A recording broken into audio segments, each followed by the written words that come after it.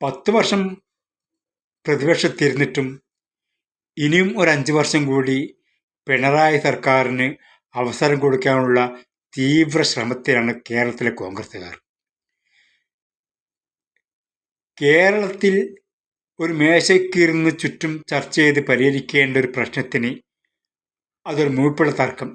അതിനായിട്ടാണ് കോൺഗ്രസിലെ നേതാക്കന്മാർ ഡൽഹിയിലെത്തിയിരിക്കുന്നത്.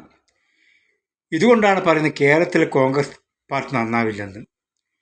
ഇനിയും 5 വർഷം കേരളത്തിൽ അധികാരത്തിലേറെങ്കിൽ പിന്നെ കോൺഗ്രസിൻ്റെ ചരിത്രപരമായ വിഡ്ഢിത്തമായിരിക്കും ആ തെരഞ്ഞെടുപ്പിലുള്ള തീരുമാനം, അതിൽ അണിയറ നടത്തുന്ന നേതാക്കന്മാരുടെയും അവസ്ഥ. ഇവരെന്നാണ് ഇനി പഠിക്കുക? എല്ലാ കാലത്തുമുള്ളതാണ് തെരഞ്ഞെടുപ്പിനോടനുബന്ധിച്ചുള്ള ചില അസ്വാരസ്യങ്ങളും മുറുമുറുപ്പും കുതികാൽ വെട്ടും.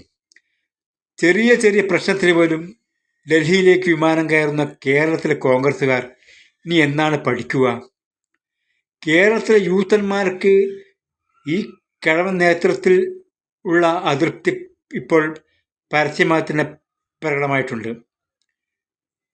സതീശൻ അൻവറിൻ്റെ കാര്യത്തിൽ എടുത്ത നിലപാടിനെ കേരളത്തിലെ കോൺഗ്രസിലെ മൊത്തം അനുകൂലിക്കുമ്പോൾ രാഹുൽ എതിരെയുള്ള നടപടി അപക്വവും എടുത്തുചാട്ടമെന്ന് വിശേഷിപ്പിക്കും. കാരണം സതീശൻ്റെ നിലപാടുകളും ചില കോൺഗ്രസ്സുകാരുടെ അവരുടെ മൂപ്പിള തർക്കവുമാണ്.